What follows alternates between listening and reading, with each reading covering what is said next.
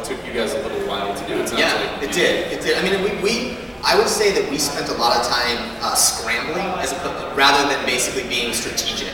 Because we essentially launched in May. So we founded the company in February. We launched at South by Southwest, and like it just kind of worked. It was like kind of crazy, and then like, you know, all this like craziness happened, and then, you know, 60 days later we launched publicly, and like everyone said, like, you can't launch a marketplace nationwide, don't do it. We're like, we're smart guys, we'll do it, and it worked. Like, it crazily worked. But we were then spent the next 6 months like scrambling. You know, we had a team of about 45 people on Odesk in India who were helping us like connect buyers and sellers. I mean, it was serious. It was like crazy. And like, you know, that's kind of what you got to do as an entrepreneur when you're given this opportunity. You just have to hustle, right? Like, and I would say that it's one of these things that, you know, in retrospect, maybe we should have spent more time like rethinking it. But I do think that we kind of just had this wave that was going, and everything felt like it was working. We just didn't make something on the supply side that people loved. We made something that people like. Like Chesky from Airbnb says this. He's like, make something that 10 people fucking love versus 1,000 people thinks pretty good.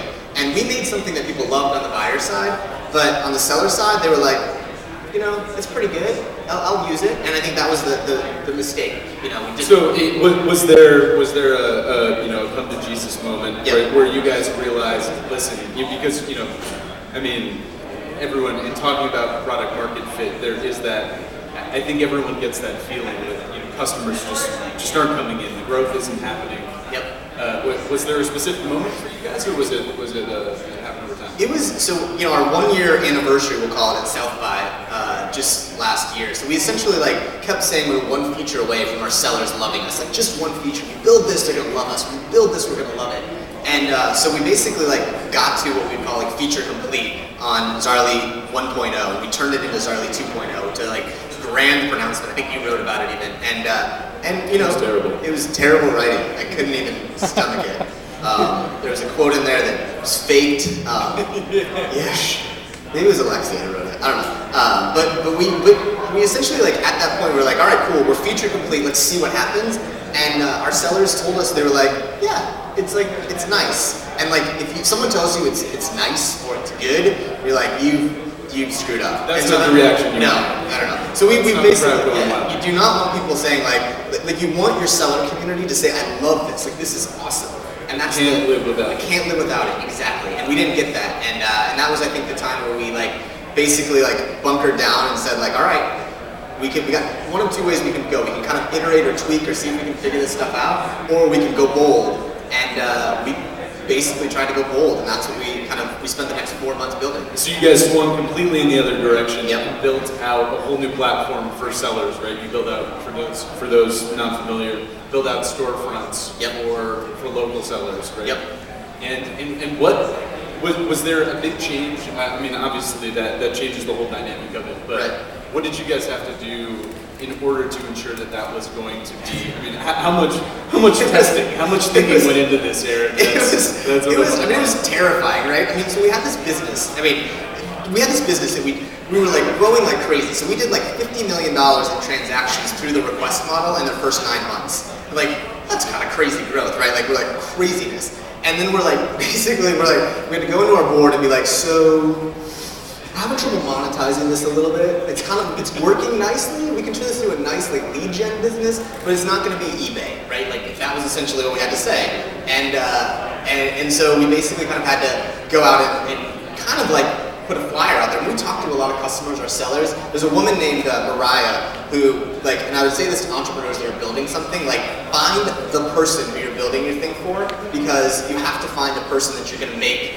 Find your Mariah. Find your Mariah. Yeah, she was this amazing woman from North Carolina. She's a baker, she's a seamstress, she's an art teacher, and she's quitting her job to now sustain herself on Zaarly because we built a product for her. And it turns out that there's a lot of Mariahs out there, we found out. But that was, I think, it. We had to like focus on her and make something that made her love us, that she couldn't live without. And I think that was the thing that we realized, is there's got to be someone who loves you. And Eric, for those unfamiliar, give me the sense of differentiation from, let's say, the platforms that people would be familiar with, like Etsy. Yep. They're all about local sellers and enabling these kind of handcrafted or handmade goods. Yep. Yeah. So I mean, I think the big thing that we took a lot of inspiration from Airbnb, from Etsy, even from eBay. To be honest, like I don't know if anyone's used eBay recently, like they've really like changed that model from the piece of shit that was like 10 years ago. So can I say that on stage? Am I in trouble with that? Absolutely. Okay. Say it again, actually. Shit.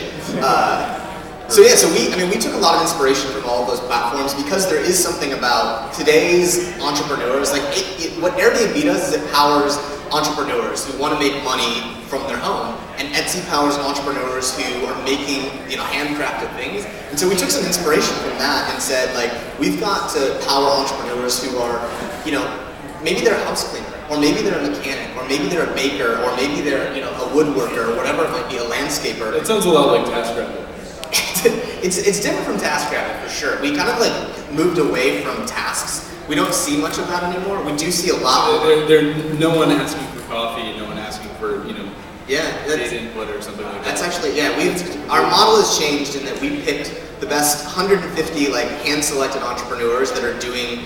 What are they selling? What's the most? Yeah, so food is a really big one in terms of like personal chefs or people to bake for weddings. We see a ton of people doing like landscaping, home repair, those kind of things.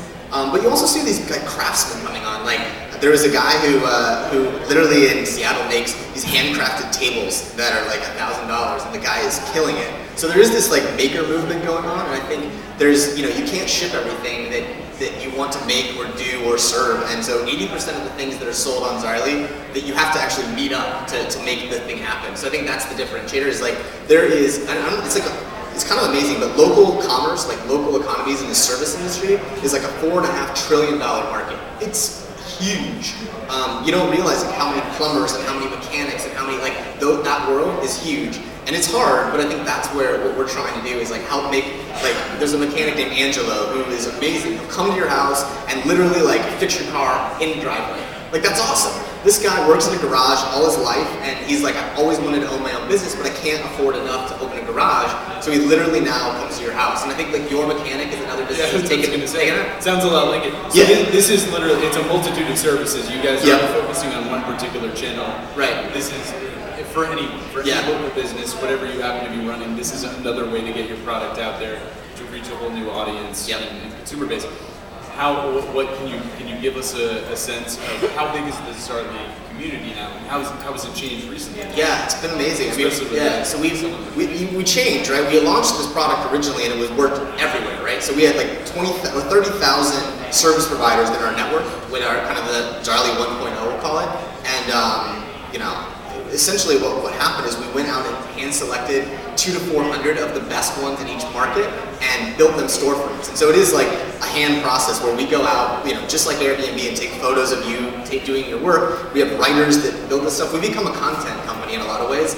And so now we are in 5 markets. We're in San Fran, LA, New York, Seattle, and Kansas City. So we actually picked Kansas City because it's not a tech town, and to see like if this thing actually works. Isn't that where Fishback lives? It is where Fishback lives. My co-founder Bo, his wife is a doctor there, so a little unfair, but it works. And I think we found in this new model that we've seen like over 100% growth every month since we launched it. So we think like we found something, and now it's like pour in $1 and $2 comes out. So what is the overall time frame? You guys have finally found the product market fit. Yeah. You guys I think so. Still hard. I mean, I'm saying that, but I'm saying like I think we feel like both sides of the marketplace love it.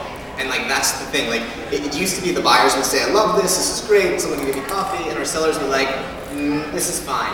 Now we've got people that are totally invested, and so what's amazing that we found is 80%, kind of a fun, like amazing number, 80% of our volume is seller recruiting buyers to come to their storefront, which is huge, right? Like sellers are now owning their experience. And similar things have happened on Etsy too, where you're seeing like the sellers going out and saying like, check out my storefront, buy from me, come back to me. We're seeing people who, who set up the weekly farmers market stuff, now taking that experience and putting it online. And so it's been, hard to get there, but I think like the big risk we took back in September feels like it's going in the right direction. It's finally paying off. So I'm about to be given the hook, so I wanted to open it up to you guys, see if you had any questions.